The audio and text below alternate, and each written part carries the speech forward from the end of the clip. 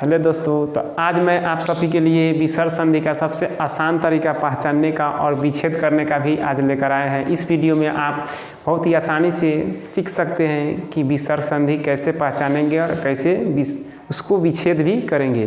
तो आइए देखते हैं, यदि किसी भी शब्द में हमारा ओ की मात्रा या आधा र की मात्रा यानी रेफ के रूप में ऊपर मात्रा दिखाई दे, या तीनों शब्द में कोई में अगर हलंत लगा दिखाई दे, तो इससे आसानी से पहचान जाएंगे कि ये हमारा विसर्ग संधि है। और ये पांचों वर्ण में अगर कोई भी हमारा दिखाई दे किसी भी शब्द के रूप में हलंत के रूप में सिर्फ ओ को छोड़कर, तो उसको हम सिर्फ विसर्ग में बदल देंगे, जिससे आसानी से विच्छेद भी हो जाएगा और पहचान भी सकते हैं कि ये विसर्ग संधि है।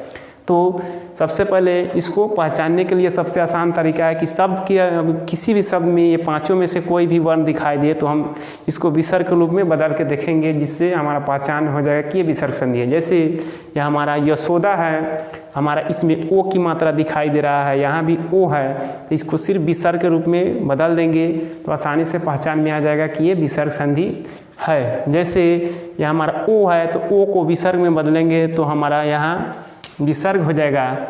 और यहाँ उसके पहले यश है तो यश लिख देंगे, विसर्ग ओ दिखाई दे रहा है तो विसर्ग के रूप में यहाँ लिख देंगे, और जो बाद में बचेगा उसको प्लस लगाकर लिख देंगे तो हमारा वो विच्छेद हो जाएगा।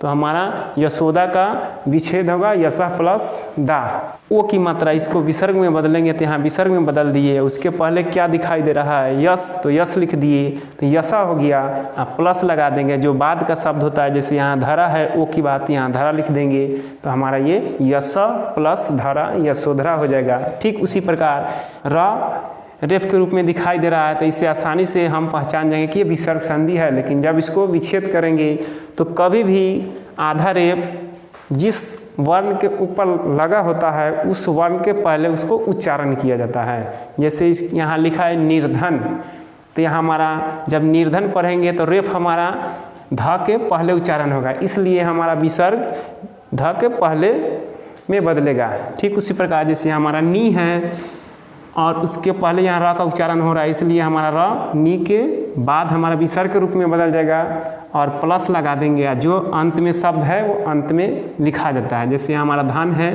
तो धन हो गया, तो नि प्लस धन ये दोनों को संधि करेंगे तो निर्धन होगा, और विच्छेद करेंगे तो नि प्लस धन हो जाएगा। ठीक उसी प्रकार यहाँ भी रेफ दिखाई दे रहा है, और रेफ हमेशा जिस अक्षर के ऊपर आता है उस अक्षर के पहले र के रूप में उच्चारण किया जाता है।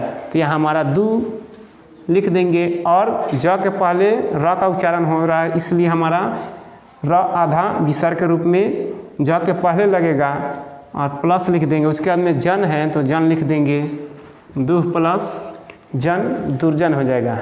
ठीक उसी प्रकार अब आगे देखते हैं कि इसमें नमस्कार लिखा है, और नमस्कार में हमारा आधा स लगा हुआ है, और आधा स कभी भी वर्ण के रूप में लिखा जाता है तो नीचे हलंत लग जाता है, लेकिन शब्द के रूप में लिखाता है तो हलंत हट जाता है और आधा के रूप में लिखाता है। तो हमारा यहाँ आधा स है और यहाँ भी हमारा आधा स है, तो सिर्फ आधा स को विसर्ग में बदल देंगे।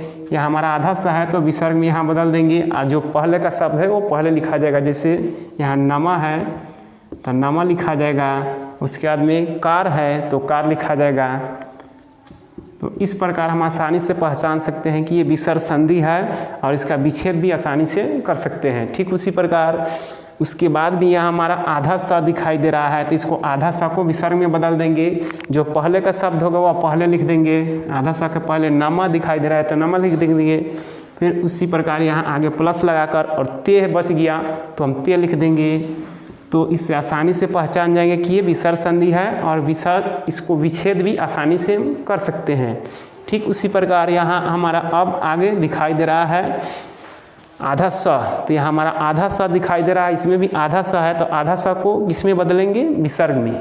तो विसर्ग में बदलने के लिए आधा स को यहाँ हम विसर्ग में बदल दिए, और पहले क्या हमारा अक्षर बचा नी लगा देंगे, उसके बाद में हमारा प्लस दे देंगे, और बच गया स तो विसर्ग में पहले ही बदल गया है तो बचा चय, तो चय लगा देंगे, इसलिए हमारा हो जाएगा निह प्लस चय निश्चय। ठीक उसी प्रकार भी हमारा आधा स दिखाई दे रहा है, कौन सा है तो हमारा मूर्धन्य स दिखाई दे रहा है। तो कोई भी तालाब स, मूर्धन्य स या दंत स के नीचे हलंत रहे, लेकिन जब शब्द में लगेगा तो हलंत दिखाई नहीं देगा, सिर्फ विसर्ग में बदल जाएगा। तो विसर्ग में इसको भी बदलेंगे आधा स को, तो आधा स को विसर्ग में बदल दिए। इसके पहले क्या बचा? नी, तो नी लिख दिए और प्लस लिख दिए। फिर उसके बाद में यहाँ है बच गया नी के बाद विसर्ग है और उसके बाद हमारा आधा सा विसर्ग में बदला है तो बचा पाप, इसलिए हमारा यहाँ पाप लिखा जाएगा।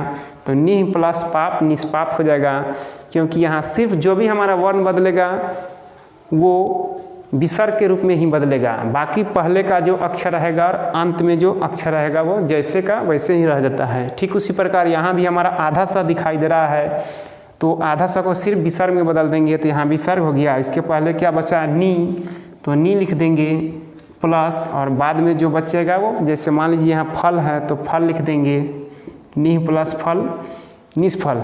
तो इस तरह आसानी से हम विसर्ग संधि को विच्छेद भी कर सकते हैं और पहचान भी सकते हैं। सिर्फ पहचानने के लिए ओ की मात्रा, आधा र की मात्रा या तालाब सा, मूर्धन्य सा, दंत सा की मात्रा लगा हो तो उसको सिर्फ विसर्ग के रूप में विच्छेद करके पहचान सकते हैं कि विसर्ग संधि है, और आसानी से विच्छेद भी कर सकते हैं और पहचान भी सकते हैं। जितने भी हमारे विसर्ग संधि का नियम बनता है ये इसी वर्ण के ऊपर ही बनता है। तो बहुत ही आसान तरीका है जिससे आप बहुत ही आसानी से समझ जाएंगे।